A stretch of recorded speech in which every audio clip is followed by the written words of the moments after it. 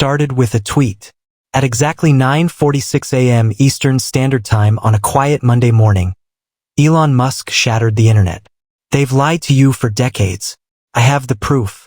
Hashtag scam of the century." Within seconds, the post rocketed past 100,000 likes. Within minutes, newsrooms across the country were scrambling, phones ringing off the hook.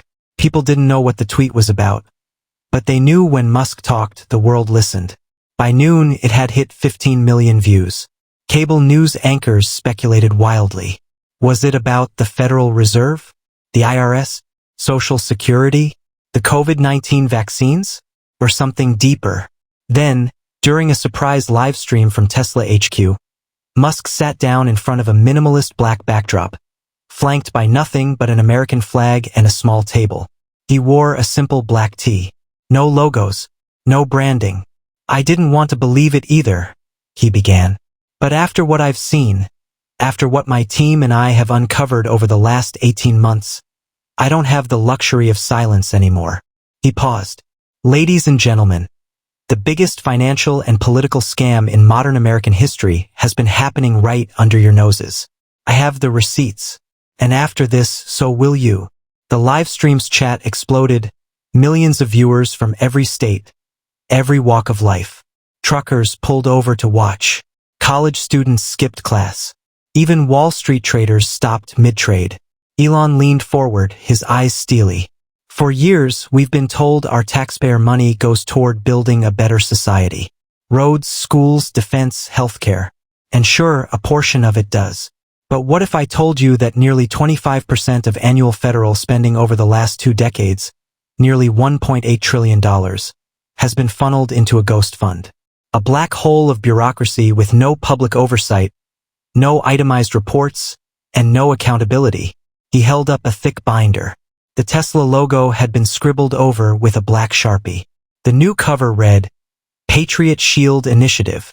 Classified as a national security project post 9/11. This program has outlived 5 presidents, 15 congressional sessions, and has been secretly expanded through executive orders and NDAA riders. It's been sold to both sides of the aisle under different names, but always with the same goal: surveillance and influence at home." Elon tapped the binder. "And it's run not by the government, but by a private partnership between legacy media executives, defense contractors, and Silicon Valley data firms." The stream cut to a set of slides. Familiar logos: CNN, MSNBC, Lockheed Martin, Palantir, Meta, even Google, circled by red lines. People watching at home were stunned. Some screamed at their screens. Some silently stared. "That's not the wild part," Musk continued. "The wild part is who helped me uncover it." And that's when she appeared. Madeline Kerr, a known liberal journalist and rising star at The Atlantic, was suddenly projected behind him on a massive screen. Madeline was known for her eloquent essays, her advocacy for social justice, and her pointed critiques of Musk himself. But in a pre-recorded clip, her face looked pale and drawn. Her voice, usually full of righteous indignation, was quiet. "I didn't want to believe him," she said. "But what I found, I couldn't unsee." The internet lost its mind.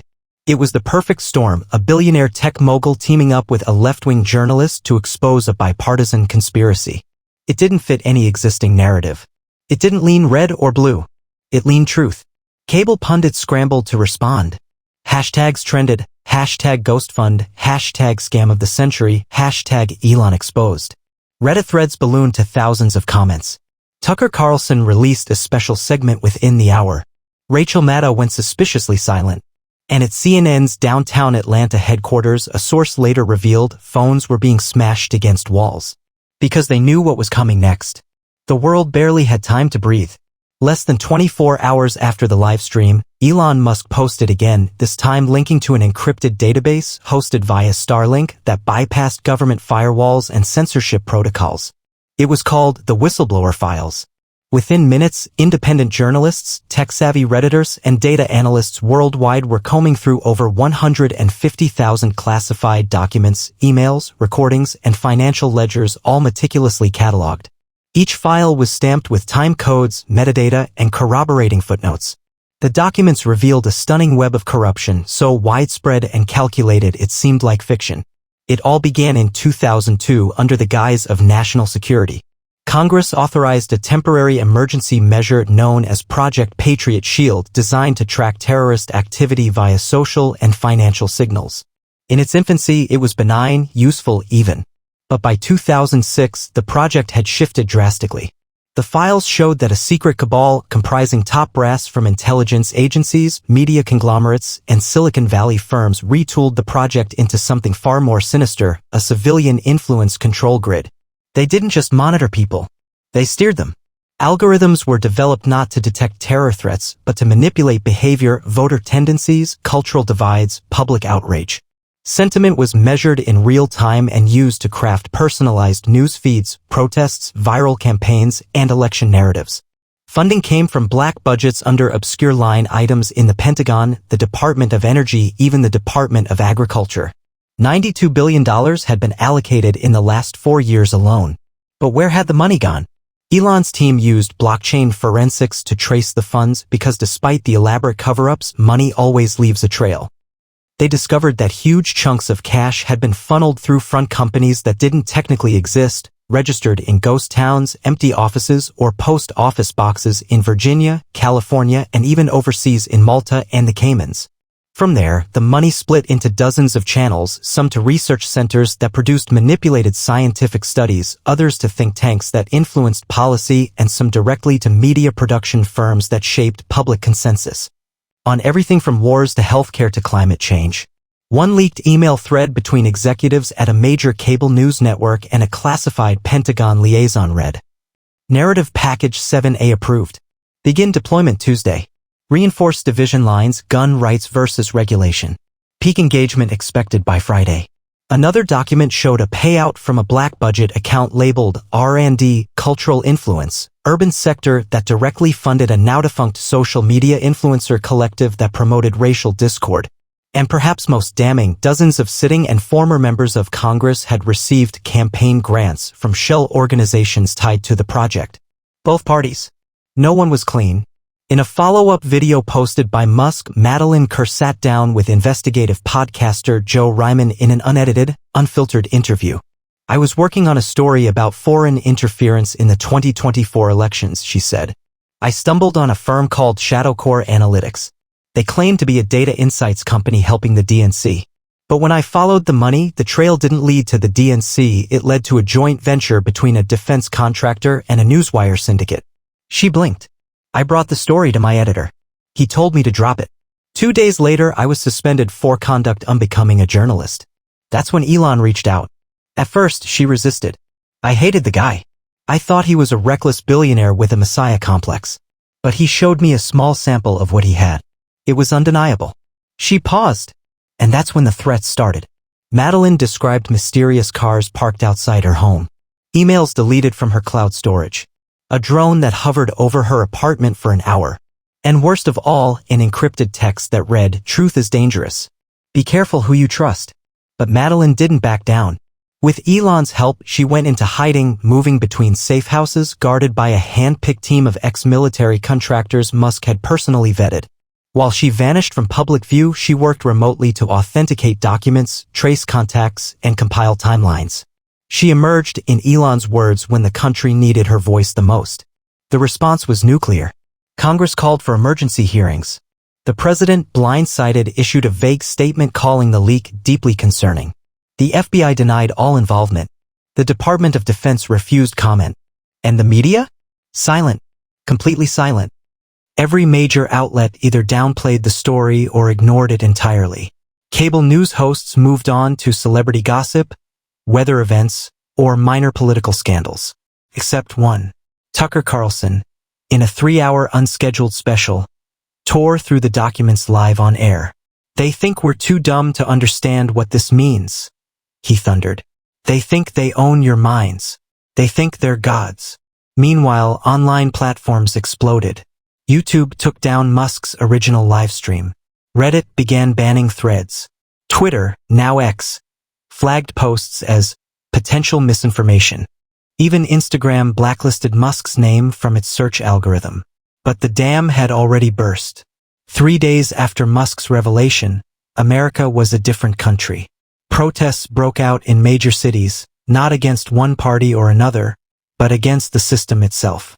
In Washington, D.C., a crowd of over 100,000 people gathered outside the Capitol building, waving signs that read, "No more lies, unplug the grid," and "We are not your experiment." Elon Musk was hailed as a folk hero by some and branded a traitor by others. But no one could deny one thing. The silence from the mainstream media was deafening. And in that silence, a different kind of voice rose: the American people. Citizen journalists, former whistleblowers, and hackers began coming forward, emboldened by the scope of Musk's files. Old footage resurfaced. Redacted documents were uncensored. And slowly, an undeniable pattern formed. People had been nudged, steered, inflamed, not by grassroots movements, but by precision psychological operations disguised as news and opinion. But the real explosion came when Elon Musk agreed to appear live on Crossfire Prime, a political debate program hosted by the sharp-tongued liberal journalist, Rachel Blake, known for tearing her opponents apart with Ivy League finesse. No topic was off-limits. No editing. No delay. It was billed as the interview of the decade. The camera faded in. Rachel Blake sat across from Elon, in a sleek blue blazer, notebook in hand. Elon, dressed in his signature black tee and leather jacket, looked calm, almost bored. Rachel began, "Mr. Musk, you've made claims that some call dangerous, even delusional. You've accused the media, the government, and the tech industry of colluding in mass psychological manipulation. Are you saying everyone's in on it?" "No," Elon said coolly. "Just the ones with power. The rest were puppets who thought they were pulling strings." Rachel raised an eyebrow. "And what exactly makes you credible? You're a billionaire with vested interests in tech, space, transportation. I also have access to every internal Slack message at Twitter for the last 5 years. I own the platform, remember?" He replied, smirking. She faltered slightly. "That's not admissible, but it's undeniable. You're welcome to cross-check it with the files I released." The crowd watching at home held its breath. Rachel switched tactics.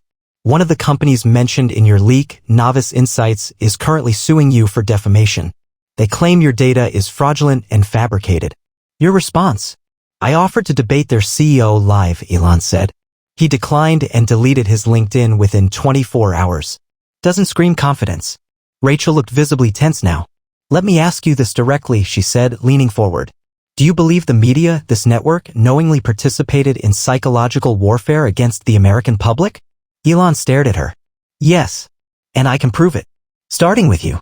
The audience gasped. Rachel's eyes widened. Elon reached under the table, pulled out a tablet, and handed it to her. "That's your internal editorial log from September 2021. Shows a rejected story pitch about government influence campaigns. You labeled it non-narrative compliant." That's a direct quote. Rachel's face went white. Silence. Millions of Americans were watching. Some screamed. Some cheered. Some cried. But Rachel? She sat frozen. Not a word. Not a blink. Elon leaned in. "Why'd you kill the story, Rachel?" "Nothing." She slowly set the tablet down, looked into the camera, and whispered. "I was told it would hurt public trust in necessary institutions." Boom. That night, everything changed. Rachel Blake didn't return after the commercial break. Her co-host awkwardly filled the airtime with an off-script monologue about journalistic integrity. But it was too late. The clip of her silence went viral, hitting 50 million views by midnight. The next day, the Washington Ledger, the New York Clarion, and several other outlets issued defensive statements claiming the documents require further authentication. But no one was listening anymore. People were awake. Suddenly, whistleblowers from every sector, Big Pharma, the EPA, the education system, even the IRS came forward. Some corroborated parts of Musk's leaks. Others revealed new pieces of the puzzle. Former CIA analyst Julian West, appearing anonymously via Voice Scrambler, confirmed that the Patriot Shield initiative had been expanded into schools and online learning platforms, tailoring educational material based on behavioral data to promote certain ideologies. Retired FBI agent Melissa Crane testified off the record that the Bureau had regular briefings with media heads to coordinate messaging during election cycles. It was no longer conspiracy. It was confirmation. And across America, the question burned brighter than ever. How deep did this go? By the end of the week, Elon Musk was officially labeled a national security threat. Not by China, not by Russia, by his own government. The Department of Justice filed an emergency suit citing unauthorized possession of classified materials and willful dissemination of harmful disinformation that undermines federal stability. But no one believed the narrative. In cities across the U.S., from Austin to Atlanta, Seattle to Sarasota, Americans poured into the streets with homemade signs that read, "We believe Elon, unplug the system, and prove him wrong." Military veterans burned their discharge papers in front of government buildings. Police officers quit en masse in some cities, refusing to enforce tyranny disguised as policy. Even some lawmakers, particularly a handful of newly elected populists from both parties, started calling for full declassification of all Patriot Shield-related documents. And in the middle of it all, Elon Musk went underground. Literally. He posted a single message on X. "Going dark. Starlink will keep the light on. Fight smart. Truth wins."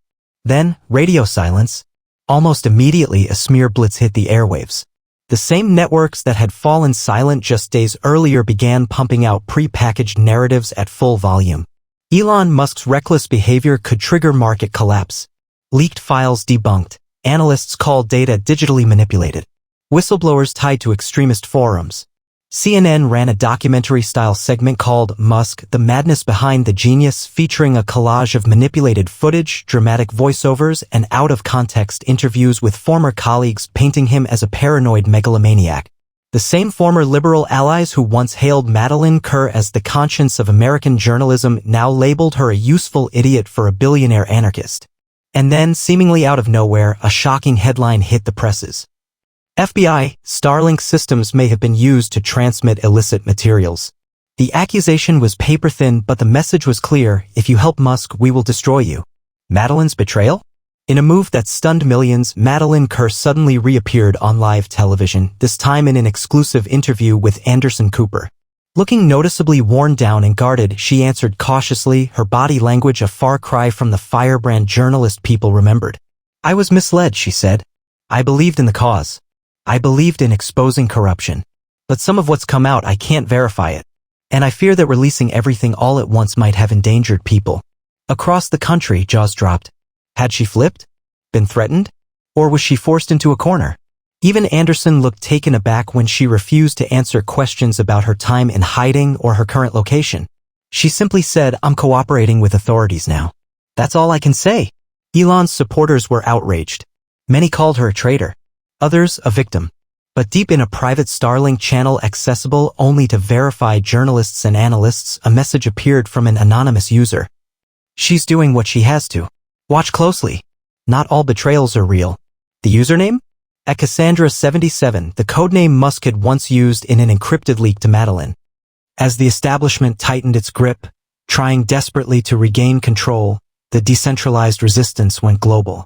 Data nodes sprang up across Europe, hosted by hacktivists and rogue programmers who mirrored the Whistleblower Files, so they couldn't be erased. Elon's team, now working from unknown locations, began posting updates to the files. More verification, more redactions removed, and one file in particular rocked the country. File 947 Delta, Operation Echo Loop. This document confirmed what many feared: that specific events in recent American history had been engineered to sway elections, divide communities, and derail movements before they gained traction. Not just manipulated, manufactured. Included in the file were video logs, training protocols, and budget breakdowns from a covert agency offshoot known as Dissent OPS, funded in secret through Department of Homeland Security grants. Their job? Infiltrate online movements, radicalize them internally, and crash them from the inside. The files named actual operatives who had embedded themselves into movements like Occupy Wall Street, the Tea Party, BLM, and others. Operatives who incited violence, escalated confrontations, and discredited entire causes in a single weekend. The most damning log included a voice clip, believed to be a former deputy director, saying, "We don't crush dissent. We give it a microphone, then watch it eat itself alive." The American people were done playing along. From coast to coast, Citizens began forming what became known as free circles, local, apolitical groups committed to digging through the files, finding the truth, and building trust outside institutional systems.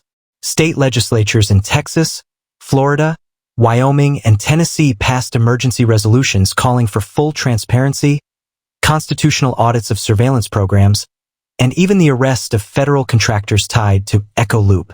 In a shocking bipartisan moment, Senator Mateo Vargas, Democrat Colorado, and Senator Haley Rhodes, Republican Texas, held a joint press conference. "We've been lied to," Vargas said, shaking. "We've all been used. Left, right, it doesn't matter anymore," Rhodes added. "The only line that exists now is between those who want control and those who want the truth." The year was no longer 2025. It felt like something else entirely, year zero of a new American awakening. Despite the federal government's attempts to control the narrative, the whistleblower files could not be stopped. They were everywhere. On USB drives handed out at protests, offline mesh networks in cities with internet blackouts, even printed copies smuggled across state lines. And then came the 72-hour ultimatum. On a cool spring night, a live feed launched simultaneously across Starlink, independent podcast channels, and pirate radio. It featured a dark screen and a countdown clock in neon red. 72 hours.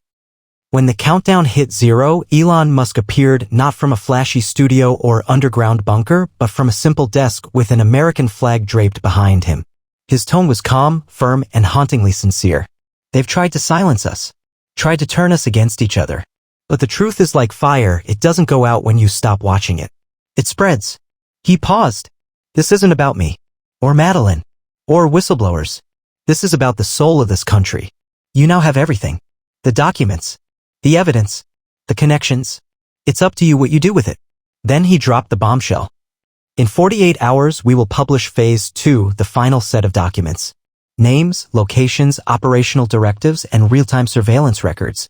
If they want war over the truth, then let history judge which side was righteous." The screen faded to black. One final message blinked in glowing white letters. "We don't need permission to be free." The federal response was swift and desperate. Attorney General Melissa Langston declared Elon Musk a fugitive enemy of the state. National Guard units were placed on alert in several major cities. A request was filed to revoke SpaceX's government contracts. Then, behind closed doors, something even more drastic happened. An emergency session was held in a secure Capitol bunker involving top cabinet members, intelligence chiefs, and corporate media executives. The leaked minutes from that session were uploaded anonymously just hours later. Among the entries: "We may need to nationalize Starlink. Control of narrative has failed. Consider martial options. Madeline Kerr cannot be allowed back into the public arena." That last line triggered an instant firestorm online. Within hours, thousands of people changed their profile pictures to a photo of Madeline with the hashtag #ProtectTheTruth. Overnight, she became a symbol and icon of resistance, sacrifice, and courage. And then, in the middle of the chaos, she returned. From a private location under heavy protection, Madeline released a pre-recorded video. Her voice was raw, her eyes bloodshot, but her words rang like bells in the night. "They tried to break me, scare me, turn me into a tool. But this fight is bigger than fear. I've seen the documents. I helped verify the files. And I know what they'll do if we don't stand. They'll rewrite this moment. In 5 years, they'll say it was a conspiracy, or a panic, or a temporary glitch in democracy. But it wasn't. It was the truth. It was always the truth." She stared into the camera. "I am not going to be erased. Neither is Elon. Neither are you." The internet erupted. Free circles organized digital watch parties. Independent militias offered her armed protection. Anonymous hackers redirected federal websites to a message that read simply, "The truth is not a crime." 1 week later, in a makeshift convention center in Kansas, chosen for its symbolic centrality, thousands of Americans gathered under a single banner. The New Declaration. This wasn't a political party. It wasn't a rebellion. It was something different, a realignment. Former Democrats and Republicans stood side by side. Libertarians, independents, veterans, farmers, tech workers, teachers, even former intelligence officers, all pledging allegiance not to a flag or faction, but to transparency, decentralization, and truth. A printed copy of the Whistleblower Files was enshrined at the front of the stage next to a microphone. One by one, ordinary people stepped forward and shared their testimonies, how their minds had been manipulated, how their families had been divided, how the lies had shaped their lives. Then a new document was read aloud. We, the free citizens of the United States, do solemnly reclaim our right to govern ourselves, to question authority, to reject manufactured consent, and to illuminate the shadow of influence wherever it may hide. We are not left or right. We are the awake. We are the authors of our future. We declare this not in rebellion, but in remembrance of what America was always meant to be. Tears flowed. Cheers rang out. Drones above captured the massive gathering and streamed it live to over 200 million viewers worldwide. That night, the stars above Kansas shined brighter than they had in a century. And above them, thousands of tiny satellites blinked in unison. Starlink. Still online. Still free. Elon Musk has not been seen publicly since the second leak. His last known location was a Starlink ground terminal in rural Alaska. But his presence lingers. The internet, once a weapon of division, is now being reclaimed as a tool of restoration. Schools are teaching students how to recognize influence campaigns. Politicians are being audited in real time by independent transparency networks. Media outlets that participated in the cover-up have lost billions in ad revenue, and citizen-led newsrooms are taking their place. And every April 6th, now called Awakening Day, millions gather to read the new declaration aloud in public squares. Not to burn the past, but to light the future.